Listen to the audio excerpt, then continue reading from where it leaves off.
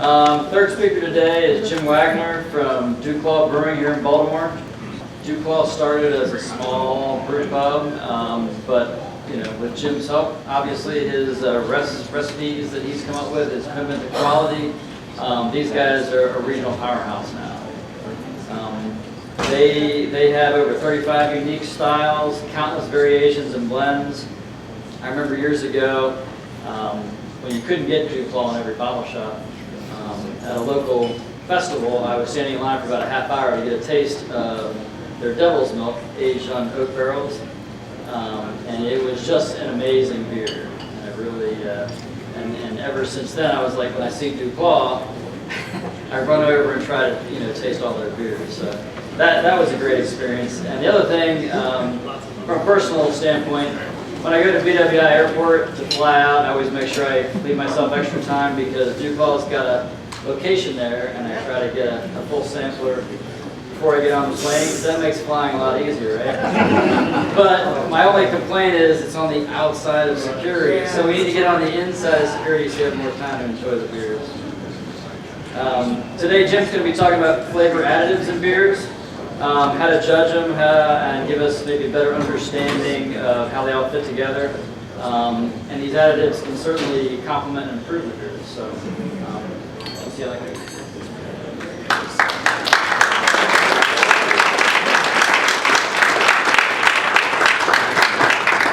How's everybody doing?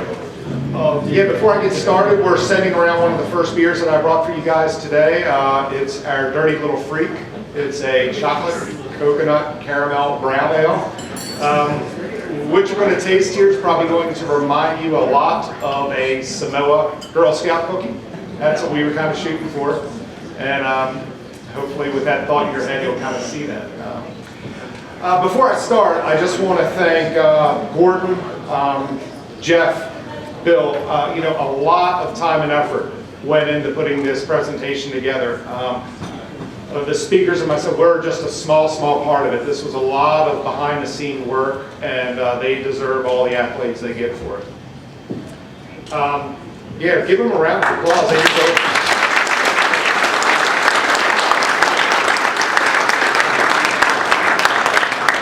I also want to thank the speakers before. Tom, I've known him for many years. Mike and Pete, your presentations were fantastic. I learned a lot.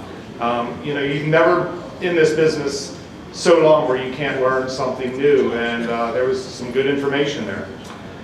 A little bit about me and DuClaw. We started in 1996 as a small brew pub up in Bel Air, Maryland.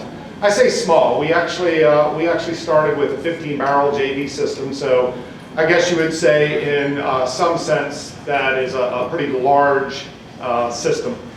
I came on board in 1998, and I got to tell you, when I first saw that 15-barrel system, I was like, my God, how am I going to step up to something this large? Of course, now we're on a 60-barrel system, and sometimes I look at that and think it looks a little small. But, yeah, prior to that, I had humble upcoming, just like you guys, as a home brewer.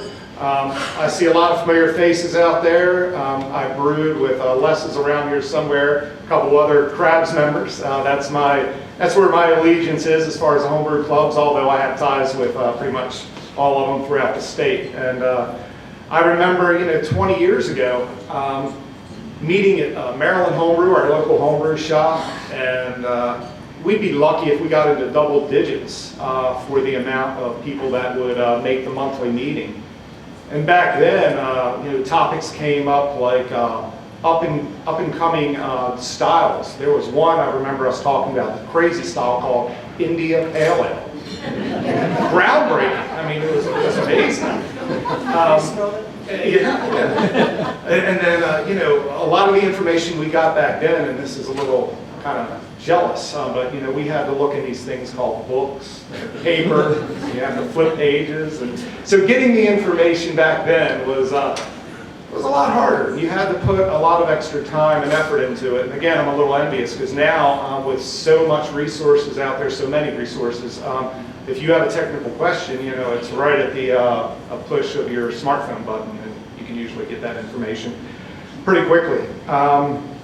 Equipment. I mean, when I was coming up, and a lot of you guys in the room, you know, we're very fortunate now on the homebrew level to where there's a lot of companies out there that are making very nice homebrewing equipment. And if you have the money to afford it, you can pretty much get equipment that rivals a lot of commercial equipment. But back then, you know, you made it yourself. I remember bartering with my local welder on cutting out some kegs. You know, he did it for a couple cases of beer at the time, and to this day I still have that system sitting in my basement. I pull it out every once in a while. It's got some dust and some books sitting on top of it, but I'll never get rid of it. I put too much time and effort into that system to do that.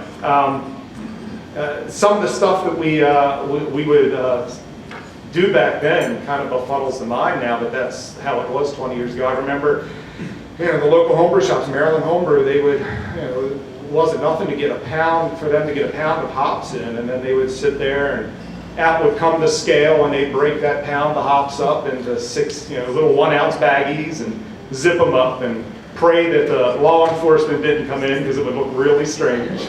But you know, now look, we got these little 1 ounce nitrogen flushed bags that are just amazing. And you know, back then, as far as the hoppy beers go, they were a little bit harder to brew than today, just because our raw materials were not as good as what's out there today, and that's a good thing. We've come a long way. Before I really get into the meat and potatoes of my talk, I'm going to hit you guys with a question. Is anybody out there familiar with Mike Judge? You know who he is? Okay. I figured a lot of you did. Mike Judge is responsible for Beavis and Butthead, King of the Hill. He also, I think it was in 2009, he did a movie called Extract. And with that said, it actually had some pretty big stars in it. Jason Bateman was in it, Mila Kunis, Ben Affleck, and I think there was even a cameo appearance from like Gene Simmons.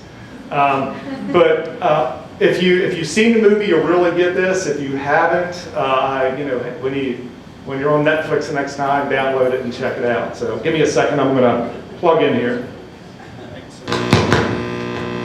Once this starts, that feedback should go away.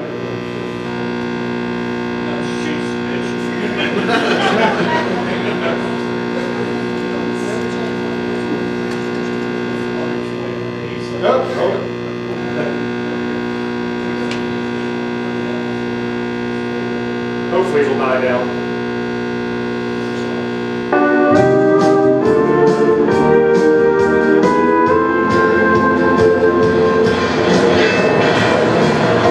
Hey Brian, Jim's here to see you. is he?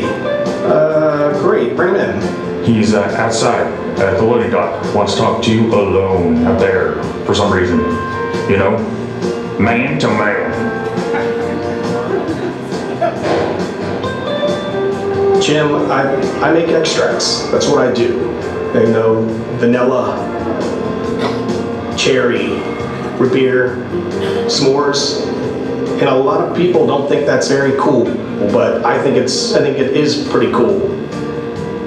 And it just got distracted with Dean and the drugs and gigolos. What do you think? That all sounds pretty good to me, except the gigolos. One condition. What's that? You make us a great peanut butter.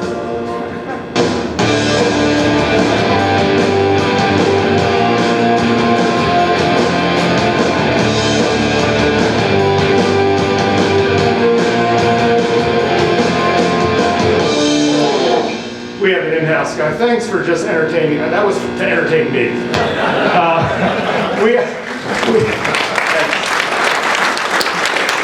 A lot of that goes to our in-house guy, Tony. He's not here today, but he's our video, audio marketing guru, and he can put things together like that. The two voiceovers were actually two of my brewers that did that. So, and just so you guys know, no, I do not get my extracts from Jason Bateman anymore.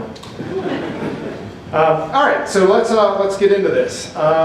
Simple question. What is an extract? We've all been down the grocery aisle and we've seen the fruits and the spice extracts, and we probably don't give it much thought after that. You think, okay, bakery additives, and then you pretty much dismiss it. But there's a lot more to it, and once you open your mind up, you realize how big of a role extracts can play. Here's a basic definition, again, real basic.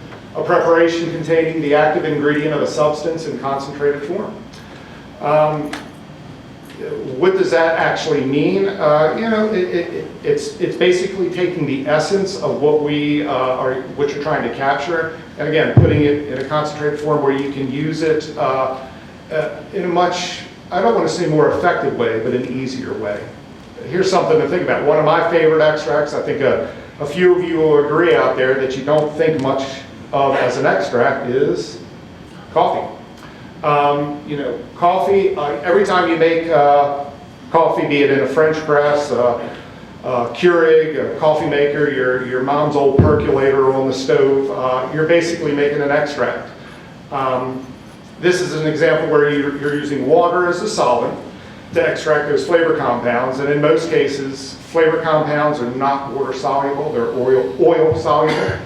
And that's something that we, the extract manufacturers, need to deal with. So back one, what is an extract? Again, a little repetitive here. Most flavor ingredients are oil soluble and will not disperse in water. And of course, this can be a problem because most food and beverages are aqueous. So as a result, various solvents, emulsifiers, and carriers are used to disperse the oil soluble ingredients. Propylene glycol is probably one of the most commonly used ones out there. It's a food-grade, clear, colorless, slightly syrupy solvent, but it's highly effective in dispersing those oil-soluble flavors into concentration. Other commonly used solvents are ethyl alcohol, polysorbate 80, which that one always got me. What happened to polysorbate 1 through 79? I don't know. And then triacetan's another. Here's the dark side of extract, or some may say that. What's an imitation extract? We've all seen it down the same aisles in the grocery store. But what does that actually mean? Just briefly, you can read it here. The term imitation extract was popularized by McCormick and Company and other manufacturers of bakery extracts to describe extracts containing artificial flavors. Although they're one and the same, manufacturers felt that consumers prefer imitation to artificial. Personally, I think they both sound not so good, but somebody in their marketing departments deemed that was a better term. Imitation extracts are typically less expensive than pure extracts and natural flavors. And this, of course, is largely due to the fact that synthetic flavor ingredients used to make imitation extracts are usually a lot more cost-effective and less expensive than actually using the natural extracts. Why use them in beer? There's numerous reasons. And again, the first beer that you tasted, that beer does have 3 different extracts in it, all natural. We worked pretty hard with the manufacturer that we deal with to make sure that we are getting good flavor and aroma characteristics out of the extracts we use from them, and they're fantastic. But with that said, consistency of flavor. If you're using a fruit and you're trying to produce, say, a blood orange beer, you are going to be challenged because each year's blood oranges that you get in are going to have different sweetness contents. Just being an agricultural product, they're going to vary somewhat. So using the exact same amount of said fruit or said spice, it could dramatically change from year to year, season to season. That leads into my second point. It kind of eliminates seasonal considerations. So if you have a beer that you want to produce, again, a good example is a blood orange. You're not at the mercy of that season. One could say, well, I could buy the blood oranges and freeze them.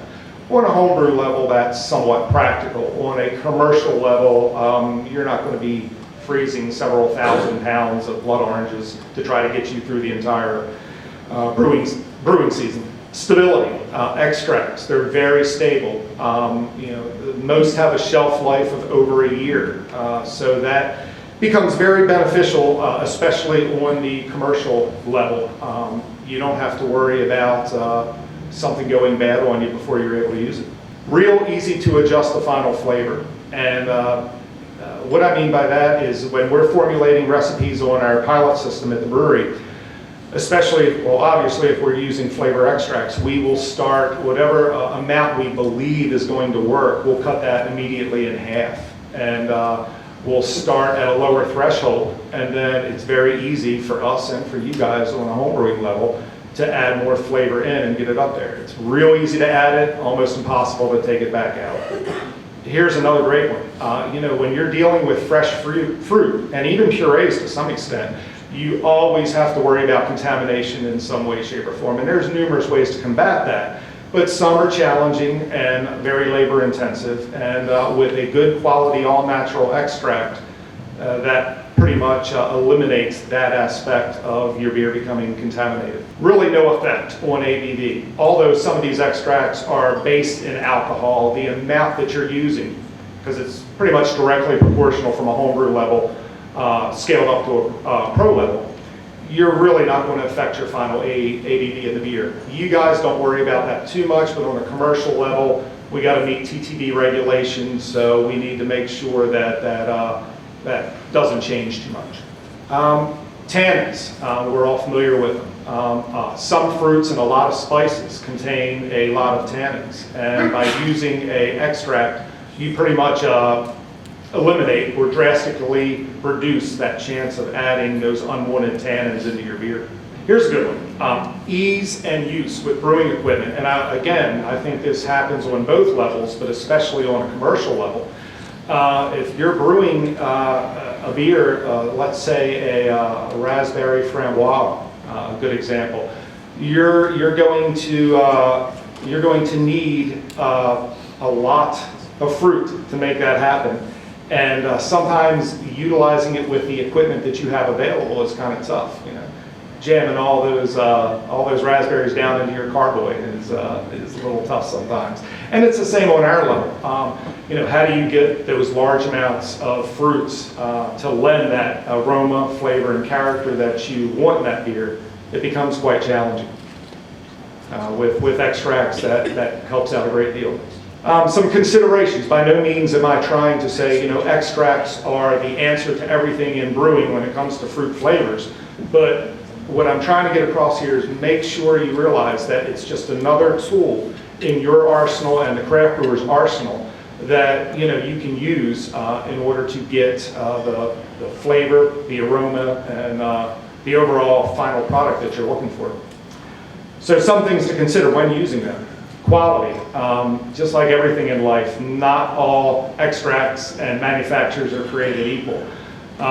Do your homework, find a good manufacturer, ask questions. Most of them will be very willing to give the information, and are pretty forthcoming in their processes. You can even, if you talk nicely to them, probably visit their plants and see the entire process. Cost. This can be a negative in some sense. A good quality extract costs considerable amounts of money. It takes a lot of equipment, just like it does in the brewing process, a lot of time, a lot of technology, in order to make a high quality all natural extract. So you're gonna have to pay for it. Quantity. This one, not so much a consideration on the homebrew level, but to some extent it is. The great thing about extracts is you really don't need a lot, and we've already talked about how stable they are on the shelf. Just understand that you're going to use obviously a lot less extract, say a cherry, than you would if you were using a puree or some type of emulsion or the whole fruit itself. Measuring equipment, and this is really important on both sides. Obviously on the homebrew level, a good precision scale, a good, made graduated cylinder. Real important, you don't want to go eyeballing certain flavors and hope you get it right. A small amount, a couple grams, not even that, 1 gram of certain extracts in a 5-gallon batch could make a tremendous difference in the overall final product. And that's pretty much linear when we step up to larger batches. So it's real important to keep those numbers tight, be it if you're weighing your extract out by weight or if you're doing it by volume. Color of the final product. This is actually one downfall, I guess you would say, of an extract. Extracts usually lend very little to no color to the final product. So I talked about that raspberry framboise, and if you're looking to do one of those and get that nice off-white pinkish head, one way to do it is don't think of these as black and white and use one and not the other. A good recommendation would be to use some fresh fruit in your fermentation to get that color that you're looking for. And then if you're not happy with the overall flavor or aroma, go to an all-natural extract, top it off a little bit, and I think you'll be real happy with the product that you make there. Just some things over the years that I've heard that just make me laugh. And again, one of the big things I'm trying to dispel here is some misnomers about extract and not necessarily a good thing. And these are the 3 that really get me. I say make me laugh, but sometimes they make my skin crawl. The first one here, this one's big. It's cheating. Don't use extracts, you're cheating. You're doing it the easy way. The easiest answer I have to that, we've all done it. We sometimes, even though we use these products all the time, we sometimes don't think of these, and the words are right there. It says it on the can, it says it on the package. We don't think of these as extracts, but essentially, and that's what they are. So no, it's just another means of getting the job done. I still run into a lot of home brewers and a lot of reasons that have been doing it for years, and some of you guys out there might be in the same boat. Brewing for 10 years and still doing extract brewing, and there's reasons for that. You might not have the facilities to do it, the time, it's the ease, cutting several hours off and not having to do a full mash. So there's numerous reasons why you would choose to use DME or LME and extracts. This one, extracts will never catch on and will never be accepted in the craft brewing industry. So you hear that a lot. And I guess my first comeback to that is right there. 20 years ago, I would have never dreamed that craft beer would be in a can. We looked at canned products and we were like, oh, that's old man beer. That's what all the American premium light lagers are. And now look, I mean, it's crazy. There's a lot of breweries out there that help pave the way for cans, and I'm glad they did. We don't can right now, but we're looking into it, and when we are financially ready to do so and buy the best equipment out there, we'll probably pull the trigger. But cans are cool. Love them at the beach. This one, and you guys will appreciate this. That's a word, evidently, extract. So that one cracks me up. My answer to that, without being a little too arrogant here, is that.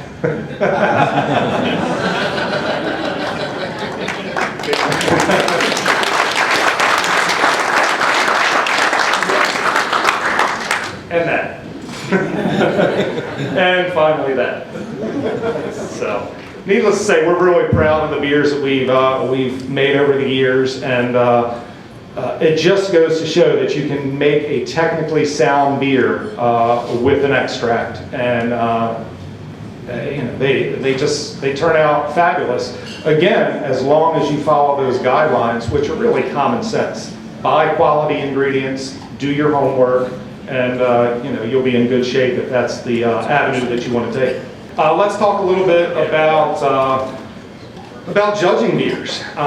This is more opinionated than factual, but hopefully a lot of you will agree with me on this, where I'm coming from. I want to pull this right out of our guidelines for category 29 fruit beers. And just to refresh your memory, here it is. Overall balance is the key to presenting well-made fruit beer. The fruit should complement the original style and not overwhelm it. The key attributes of the underlying style will be different with the addition of fruit. Do not expect the base beer to taste the same as the unadulterated version. Judge the beer based on the pleasantness and balance of the resulting combination. You can't put it much more precise and simpler than that. It hits the nail right on the head. With that said, here is my take on judging fruit beers that may utilize an extract. And I'll let you guys read this one. There's no difference. There's absolutely no difference. Again, we take a lot of pride in what we do as BJCP judges. And so one of my big points that I'm trying to make here is judge the beer on the merit. Use your skills, and that leads me to, and I'm blowing through this presentation now, so we'll have plenty of time for some questions and answers if you have some. We've all heard this statement in various facets of life, but I like to put that one in perspective here for exactly what I mean by it. Don't ask, don't tell, and the don't ask part. What I mean by that is if you're judging a category tomorrow, such as a fruit or spice beer, I personally think you should refrain from asking your steward if the fruit or spice was whole, puree, extract, black magic. It shouldn't matter.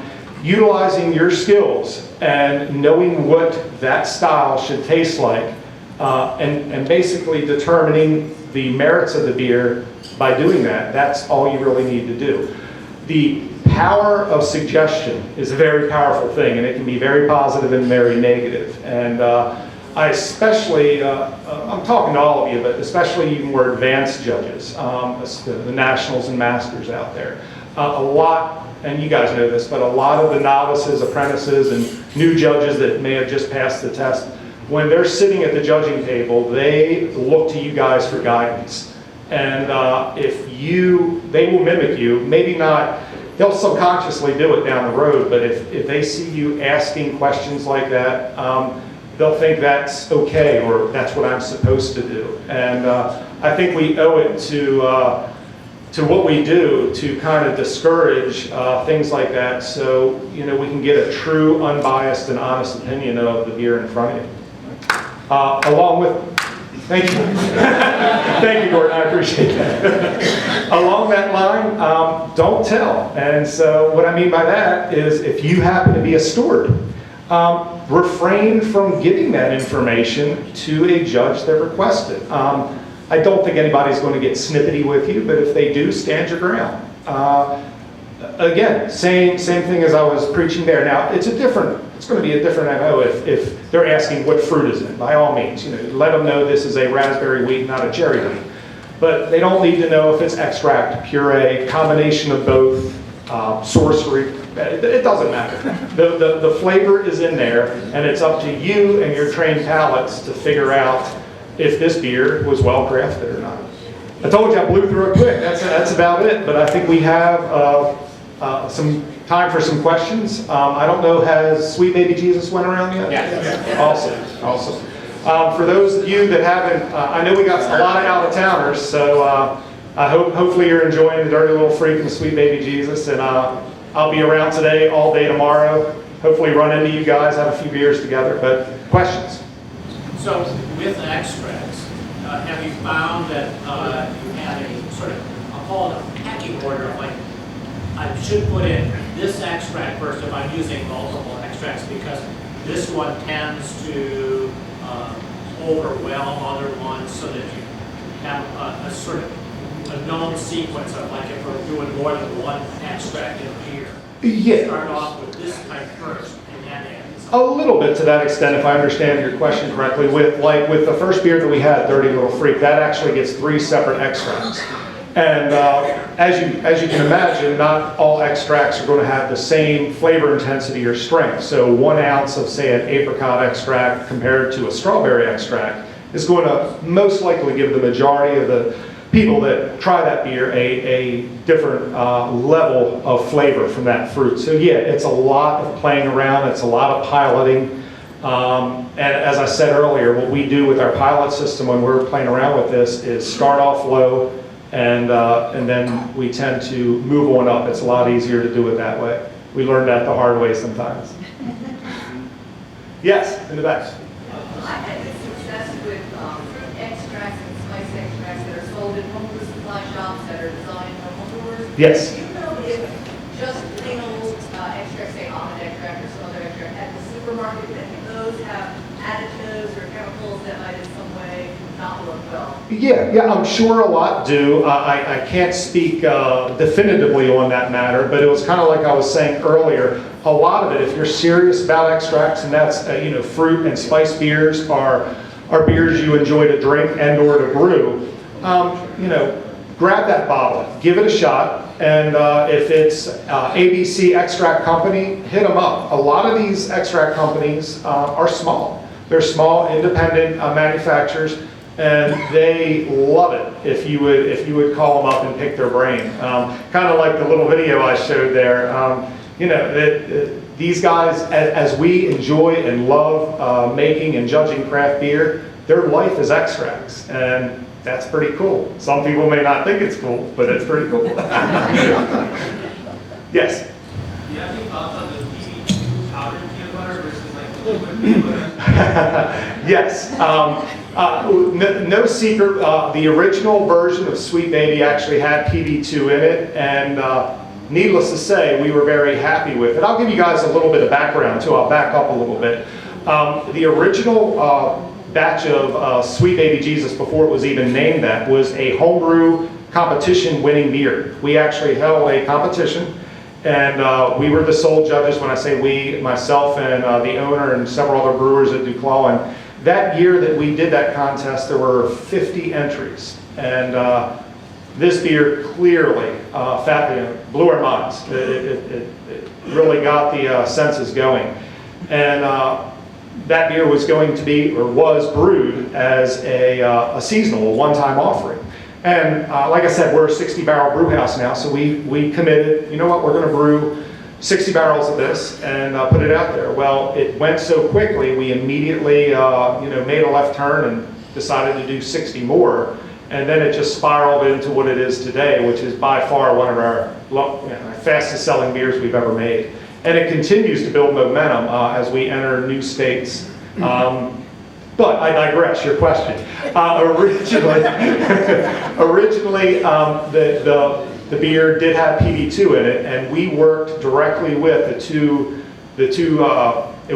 beer was co-brewed by two gentlemen, Doug DeLeo and Tony Huckstein, which turned out, of course, this was a blind tasting. We didn't know who brewed what, but it turns out they're two guys from a local homebrew club, and they also both play in my poker league. So I had a lot of contact with them for numerous reasons.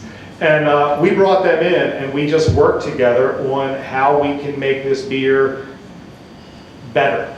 We're always striving to make the products better. No matter where we are with any of our beers at DuClaw, we're always challenging ourselves. What can we do to just give this beer a little notch up? For instance, we're working right now on our funk recipe. Very happy with it. Sells great. Overall, I'm pleased with the flavor and the technical profile of it. But we are going to play around with acidifying the water just a little bit more, because the mash pH toward the end of the spar is starting to get a little high, and that concerns me. But again, I digress again. We worked with these guys to basically figure out which way we wanted to go, and I was already working with the extract company that we work with, and I went to them and said, do you have something that we can replace this PB2 with? And because at the time I really had very little to no experience with PB2. He was able to accommodate us, and again, that relationship that we have and him wanting to be part of this was a big driving force. And we worked together, Tony, Doug, myself, Chris from the company we deal with, and we came up with what is now our proprietary extract from this company. He sells it to no one else. He does sell a peanut butter extract, but it's not exactly the one that we get.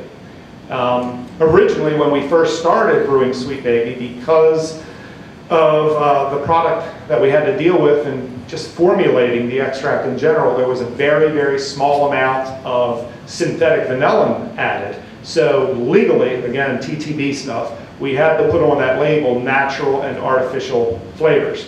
We've since then reformulated that recipe, and trust me, we went through 4 variants of it, and he was able to get his chemists together who, he said that was the most fun they ever had. They were just supercharged because they knew this wasn't just going to be that normal extract that goes into, you know, food or some baked good. They were like, this is going in a beer. This is awesome. And I think on the 4th time they hit it, and we were real happy with it. And you know, now it's an all-natural product, which we're real proud of. And again, that's not to say these, you know, we talked a little bit about artificial or imitation extracts.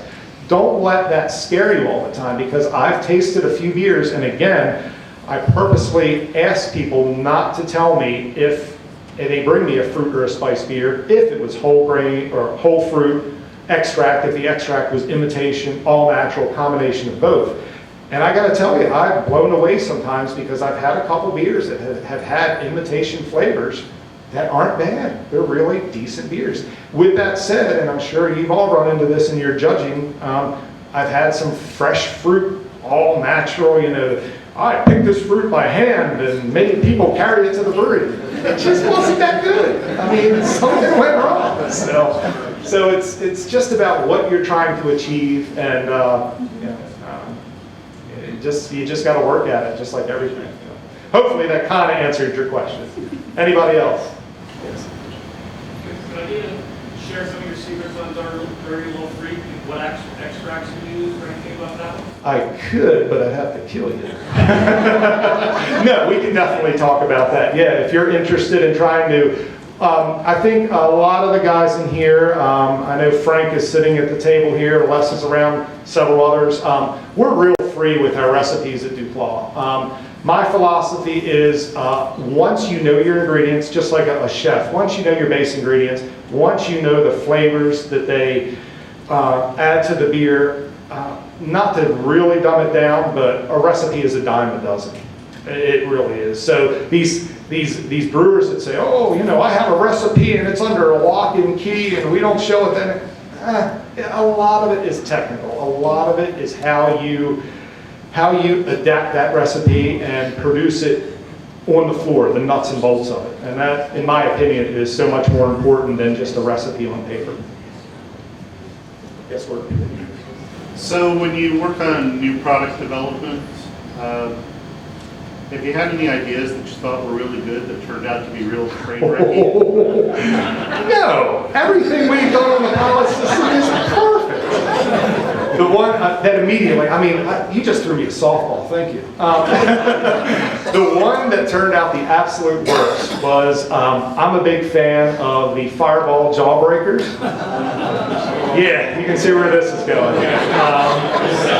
We did, and here's the other, if I would have had one of my other brewers actually brew it, as I just mentioned, it's all technical or 90% technical, I could have easily said, well, you screwed up. It was a technical flaw. No, I did it myself. It was horrible, absolutely horrible. And it reminded me of my old day. I remember entering like the first Spirit of Free Beer. For those of you, are there Burt members here? Okay, yeah, all right. I remember my first Spirit of Free Beer, I guess that was 92, and I sent in what I thought was a pretty good German Pilsner. Boy, was I mistaken. So I got the results back, and you know, actually, Gordon, you might have been one of the judges. I know I got some judge sheets from you, but it wasn't trashed, but it wasn't where I wanted it to be. I think my average was like 24, 25, and I'm just a very competitive person. So I looked at that, and instead of going, oh, they don't know what they're talking about, or whatever, I'm like, all right, I got work to do, and. You know, I just like I'm sure most of you out there with your brewing and with jumping up through the ranks of BJCP, it's a lot of work. And I remember taking the BJCP test back in '98. It was a hard test. And the hardest thing I had was hand cramp for writing so much. And me being left-handed, I mean, my whole side of my finger is just covered in pencil. But yeah, we've had some really disastrous pilot batches, but that's why we pilot batch and don't, hey, this is going to be good. Let's make 60 barrels of it. Yeah. Follow up on that. Fireball is awful. Was it awful because you didn't get anywhere near what you wanted, or was it awful because it was just a bad idea? Yes. Yeah. Hardly any of that cinnamon, hot, spicy flavor. Hardly any of it came through. The sugars, I think because of the excess of the sugars in there, really thinned the body out. Yeah. I mean, maybe if we attacked it again, but you know, there's a point where you gotta either give it a thumbs up and thumbs down in the early stages. That was one we could not resuscitate, so we didn't even bother with it. Yes. Do you find that the extracts hold up over time? I mean, the beers that you would maybe traditionally lay down for some time will hold up over time? Yeah, for those of you in the back that didn't hear that, very good question. Do the extract flavors in the beer hold up over time? And the answer that we've seen with my sensory perception, my other brewers, yes, they hold up tremendously well. We're very fortunate with our flagship, which is Sweet Baby by default. We love that beer because it's so shelf stable. The flavors, we've had 6-month-old off-the-shelf room temperature bottles against right off the packaging line. Very little to no difference. Try saying that about anyone's IPAs, and ours included. You know, I think and again, I'm kind of going off on a tangent here, but I think Tom and a lot of the other, if there are commercial brewers in here, will say IPAs, no matter how much money, time, and effort that you throw at them, there's nothing like getting that beer right off the line. You know, I can start seeing significant deterioration in our IPAs and doubles 3 months. We're continuously working on ways to try to improve that shelf life, but it's just a nature of the beast when it comes to that style of beer. Yes. So I'm a part-time coffee roaster and work with commercial breweries, and I always tell people hops and coffee are very transitory flavors. Now, do you make any coffee beers, and if so, do you use whole bean or fresh ground coffee, or do you use an extract to add longer stability? Another great question. Coffee roaster that utilizes or makes coffee, and the question was, do we use coffee in any of our recipes? And the answer is yes. And I'm glad you brought that up because I think there's a little bit of a notion that we've kind of had the shoulder that, oh, it's DuClaw. Those guys make those extract beers. And again, I'm proud of our extract beers, and I think the accolades show that, but there are certain times where, no, I prefer, we've used a coffee extract. We played around with it on a pilot system. It's good. Is it as good as a fresh whole bean?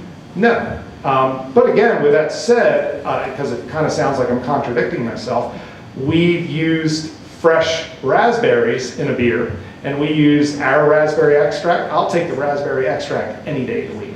But back on the coffee, yes, we make 2 different beers. We make a chocolate raspberry porter. That beer actually does not get any raspberry per se by us, but it's a infused chocolate raspberry coffee bean, and we get that French press ground, so it's a nice coarse ground.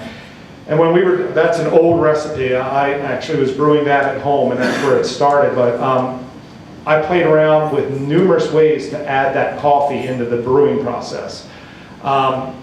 Doing a coffee steep, where a concentrated batch of coffee through the coffee maker and dumping in at bottling or at the end of fermentation. We even tried throwing a little bit in at the whirlpool. What we found, just through our perception and what we liked coming out of that, was actually putting the French pressed grounds right into the mash. I know initially that kind of confused a little bit because you think, okay, but you're going to boil and you might get some off flavors from that, but the bottom line is you can theorize till the cows come home. Until you try the product side by side, you really don't know what you're going to get. But yeah, in that case, that beer, we put those beans in there. We also are working with a roaster, a local roaster, and we are doing a coffee stout. The actual, the roaster is local, but the company that we're dealing with is Cafe Racer. For you motorcycle fans, you may know of them, but they're nationally known, and we're working on a beer right now. And it's already been released once as a beer in our Exile series, which is kind of a one-off series, but sold and was taken to so well that this time around we're going to put a lot more time and effort marketing-wise into this beer. It's going to get its own label, its own personality, and hopefully you guys will get to try it. Yes?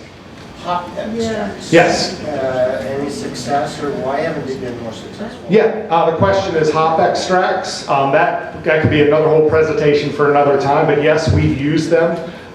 Just like anything, they have their pros and cons. We've used isomerized hop extract. We use non-isomerized.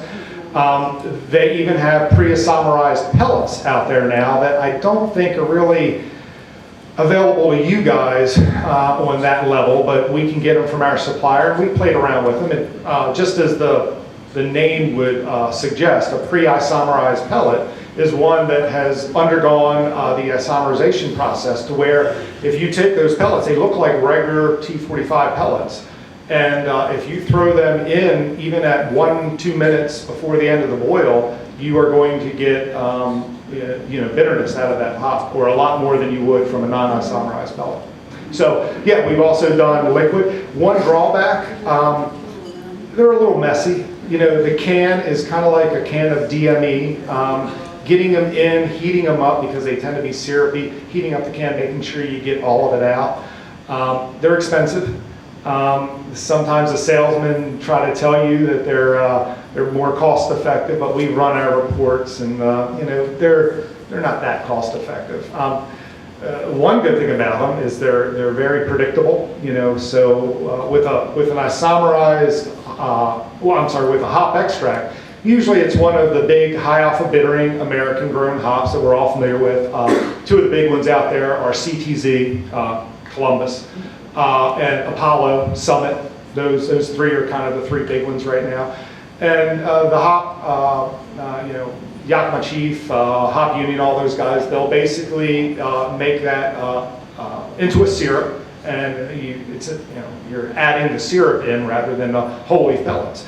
One fantastic reason we use them, and still today, is when you're doing your double and triple IPAs or your very heavily hopped beers, you can dramatically shrink down your troop. And on both a homebrew system and especially on a commercial system, that's super important as far as yield, as far as clogging your heat exchanger, as far as just the overall ease. So, throwing in 3-4 pounds of a liquid hop extract beats throwing in 15 pounds of hops into a 60 barrel batch, especially when we're starting to load up on the back end to get that heavy hop flavor and hop aroma, where we're talking 60, 70, 80 pounds sometimes. And that's not even including dry hopping. I don't use extracts that often, but when I do, I like to use them to make the aroma pop. Yes. A lot of times the ingredients I use, sometimes the aroma fades immediately, or isn't where I want to be, the flavor's there. And the extract just makes everything so much brighter and adds a lot. So I treat it like a blending exercise. So I'll take the original beer, and just like sweet baby Jesus turned water into wine. Other than, if you're not Jesus, you're not going to make a terrible beer great by adding extract. So start with really the base beer, treat it like a blending exercise, measure it accurately, and try it versus the base beer, and try them side by side. Am I making this better, or am I making this worse? You're pretty much hitting the nail on the head. As despite as big as we are, we still do that kind of stuff at the brewery. We'll get together after the shift is done, and we're maybe kicking around a new beer, and we don't either have the time or the ability to brew the base beer exactly the way we want it. But what we'll sometimes do is take our base blonde and just use it solely as a base and start playing around with the flavors. And it's a vital part of trying to get to get exactly what you're shooting for. And I kind of mentioned it earlier, and you kind of brought it back up, my example with the framboise. Sometimes when you do a all-fruited beer as far as a whole fruit or a puree, you'll get that nice color and you'll get some flavor, but a lot of times there's little to no aroma. And that's a great time to go into your arsenal and go, hey, I got extracts at my disposal. Let me play around with them and see if I can pop that nose up a little bit. And so you're talking about adding extracts to the strawberry wine blend, so basically fresh strawberries, not fresh, they were on the edge of quite self-fermenting. Okay. And capitalize it to 10% ABV and taste it, and it's like, it wasn't there. So how you do? Well, strawberry extract. That wasn't the end of it though, it still was pink. Red food dye. It became an awesome wine. Everybody liked it. Like, I don't want to tell you how I made it. That's right. Well, and that, again, an example of power of suggestion, right? And it kind of touches on Tom's talk too. If you're told that right away, almost all of us are going to get this perception that, oh, he put dye in this. Oh, it's going to be horrible. You can't let that get into your head as a BJCP judge. You shouldn't. Judge that beer for what it's worth, and you'll be sometimes amazed, other times pleasantly surprised, and sometimes sorely disappointed that, wow, they did all this and it's not that good, and wow, they used this crazy technique, and all of a sudden, I mean, that's where the craft brewing industry is today. I mean, you blink your eyes and something changes. Again, 20 years ago, did I ever think sours would be where they are right now? It's mind-blowing. I mean, it really is. It's crazy. But you're making a good point. When I gave them the wine, it was just strawberry and strawberry extract. You look at it like, well, this isn't red enough. It's got to be weak. Yeah. It was weak. With the red food dye, oh man, this is fantastic. Oh, that's right. Yeah, it's all about perception. Yeah. Exactly. Anybody else? All right, well, hopefully I shed some light out there, and my big point obviously is, you guys work really hard at getting your credentials as judges, and it's something to be definitely proud of. And it's not always the technical skill that you have, it's some of those little things that you need to do, especially when you're surrounded by some newbies, if you will, or some amateurs that you may influence. So always try to influence them in a positive way if you can. Yeah. Thanks, guys.